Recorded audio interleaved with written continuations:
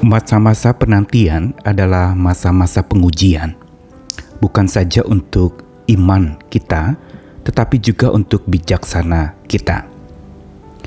Ujian iman berbicara tentang bagaimana keyakinan kita saat menunggu, apakah pudar atau makin yakin dengan apa yang kita tunggu itu, atau dengan siapa yang kita tunggu itu. Begitu pula bijaksana kita diuji pada saat-saat itu. Apa yang kita lakukan pada saat menantikan sesuatu itu menunjukkan kualitas bijaksana yang ada pada kita. Tetapi hikmat Tuhan adalah hikmat yang memimpin kita untuk harusnya pada saat menunggu atau mengharapkan sesuatu, kita tidak menjadi sangsi dan jenuh. Karena apa? Karena hikmat Tuhan selalu mengantarkan kita kepada sebuah penantian yang malah menyenangkan. Sebuah penantian yang berkualitas, sebuah ekspektasi yang membangun relasi makin dekat. Sebagaimana kita ketahui bagaimana cerita tentang perumpamaan gadis bijaksana dan gadis bodoh di dalam kitab suci, memberitahukan bagaimana mereka menantikan kedatangan sang mempelai, apa yang mereka lakukan, dan apa yang mereka persiapkan, itu menunjukkan bijaksana mereka.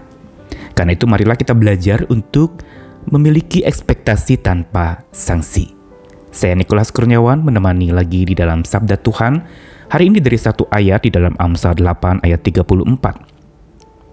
Berbahagialah orang yang mendengarkan daku, yang setiap hari menunggu pada pintuku, yang menjaga tiang pintu gerbangku. Sebagaimana di dalam kitab Amsal, ungkapan hikmat itu digambarkan seperti sosok atau person atau pribadi. Begitu pula di dalam Amsal 8 ayat 34 di sini mengajarkan tentang berbahagialah orang yang mendengarkan hikmat. Daku di sini menandakan hikmat. Yang setiap hari menunggu pada pintu hikmat. Yang menjaga tiang pintu gerbang hikmat. Mengapa ungkapan hikmat yang didengarkan ini dikatakan menunggu pada pintu hikmat? Orang yang bijaksana adalah orang yang menaruh hikmatnya itu seperti pintu di dalam hidupnya. Pintu adalah tanda masuk keluarnya seseorang.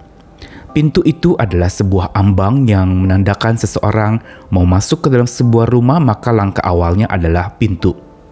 Begitu juga untuk keluar, meninggalkan rumah, pintulah yang harus kita lalui terlebih dahulu sebelum kita keluar dari rumah. Itulah hikmat yang harusnya ada di dalam hati orang percaya. Menjadi pintu pendahulu segala sesuatu.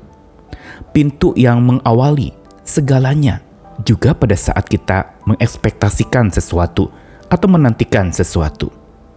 Hari ini mungkin kita berekspektasi banyak hal. Kesembuhan mungkin dari penyakit, pulihnya dunia ini, atau mungkin sedang menantikan beresnya permasalahan hidup. Atau mungkin juga menantikan sebuah keputusan yang belum terjadi, atau menantikan keberhasilan setelah gagal berkali-kali. Dan ekspektasi serta penantian itu adalah pengujian-pengujian yang akan menandakan kualitas hikmat dan bijaksana kita. Karena bijaksana kita bukan sesuatu yang diuji seperti membalikkan telapak tangan saja, tetapi diuji oleh waktu. Ketika panjangnya sebuah waktu penantian yang disediakan, itu adalah ujian yang juga panjang untuk hikmat kita bertumbuh.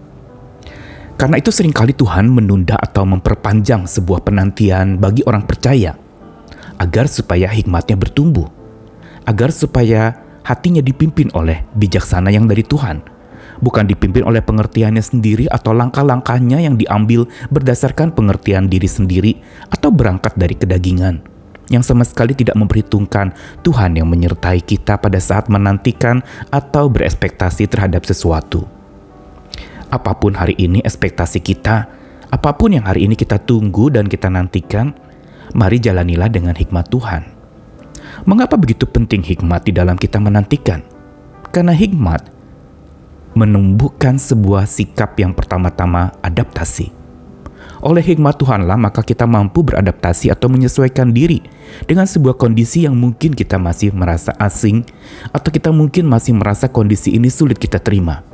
Hikmat Tuhanlah yang memampukan kita untuk bisa menyesuaikan diri, bukan sekedar menerima kondisi yang sulit kita terima, tetapi juga memampukan kita untuk menyesuaikan diri dan beradaptasi dengan sebuah lingkungan atau sebuah situasi yang tidak bersahabat dengan kita.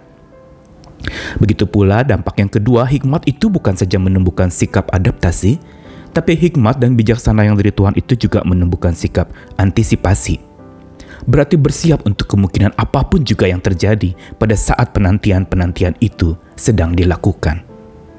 Bila pada saat penantian itu terjadi sesuatu yang tidak kita duga-duga, bila kita dipimpin oleh hikmat Tuhan, kita sudah mengantisipasinya. Karenanya orang yang berhikmat adalah orang yang berpikiran luas, yang mengantisipasi banyak hal yang mungkin saja terjadi di dalam hidup, sehingga dia akan selalu prepare atau mempersiapkan diri bila hal-hal baru terjadi atau hal-hal tak terduga menimpa hidupnya.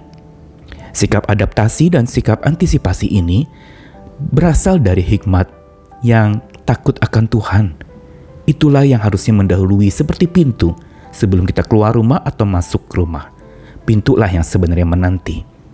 Dan sebagaimana Amsal mengatakan bahwa setiap hari orang yang berbahagia itu adalah orang yang menunggu pada pintu hikmat, yang berarti mengawali segala sesuatunya dengan hikmat, begitu juga mengakhirinya segala sesuatu dengan hikmat. Karena pintu adalah tanda awal dan akhir. Kita keluar dari sebuah rumah atau kita masuk dan tutup pintu, dan berarti kita sudah ada di dalam rumah. Karena itu marilah kita tetap berdoa dan memohonkan hikmat Tuhan bijaksana daripadanya memimpin hati kita. Bukan lagi hati kita dipimpin oleh keinginan-keinginan daging kita, tapi hati kita dipimpin oleh bijaksana yang dari Tuhan, yang oleh tuntunan rohnya membuat kita takut akan Tuhan, sehingga ekspektasi tanpa sanksi itu terjadi. Dan menunggu yang tidak mengganggu atau menunggu yang tanpa jenuh itu akan kita miliki, karena hikmatnya menguasai hidup kita. Selamat sandar kepada hikmatnya, selamat jadikan dia sebagai pintu hatimu, pintu jiwamu, dan pintu segala hidupmu untuk Tuhan tetap memerintah dirimu. Selamat berjuang lagi, selamat tetap bersemangat, dan selamat terus berharap kepada Tuhan. Amin.